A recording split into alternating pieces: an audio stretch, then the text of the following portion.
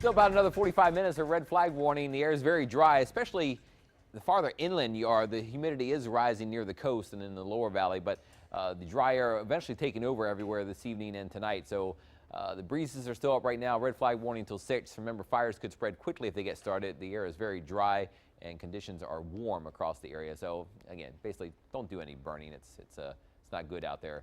And I don't know why, but the graphic decided not to change again. It's there's a broken clicker warning, in fact. There it goes.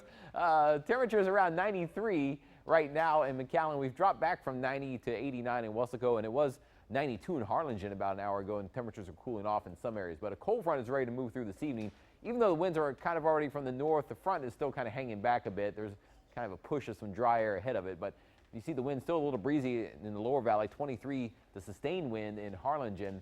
Now you look at the dew points right now, there's a little bit of moist air kind of wedging back in ahead of the front approaching. So dew points are climbing, the humidity is climbing around Raymondville, Harlingen, and Brownsville, but the air is still very dry over Hidalgo and Starr counties, and that's where the highest fire threat is. If any sparks fly, you definitely don't want to be around to see a fire start. So kind of just keep an eye on things. Don't do any outdoor burning this evening. You see the day planner, this is for tomorrow, 50s in the morning. Once this front gets through, we'll finally cool off again tonight and not be so hot tomorrow. Temperatures back in the 70s at noon tomorrow, about 78 or 80 or so for highs in most areas. Warmest numbers on Saturday, these are the highs in Starr County, about 80 to 83, but the closer you are to the coast, the cooler it will be. About 80 over much of Hidalgo County around Elsa and Weslaco, upper 70s to near 80 over Cameron and Wilson counties. The air will be coming in from the east and northeast tomorrow, kind of a light breeze, about 10 to 15, 17 miles per hour or so.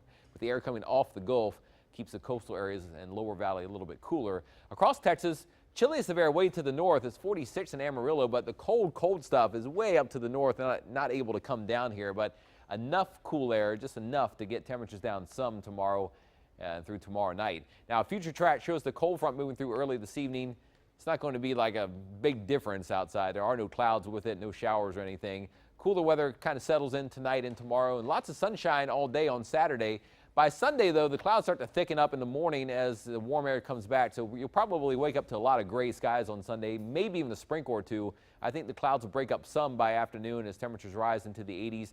Monday, though, the heat starts to get turned up again as temperatures could be around 90 by afternoon, and then ahead of the next cold front, temperatures could be higher into the 90s by the time we get to Tuesday. But weekend temperatures, if you are headed out of town, you see 50s and 60s tomorrow afternoon up to north, 60s and 70s across the hill country, and 70 or near 80 or so here in the valley. So first 1570 forecast, a little cooler for the weekend. Lots of sunshine tomorrow. Clouds thicken on Sunday. Sun returns Monday and Tuesday with hot weather near 90 or higher Monday and Tuesday, but finally a stronger cold front gets here by late Wednesday or early Thursday. Then temperatures do cool off once again, and we'll keep tracking it on all the changes in your first 1-5 forecast. Carrie?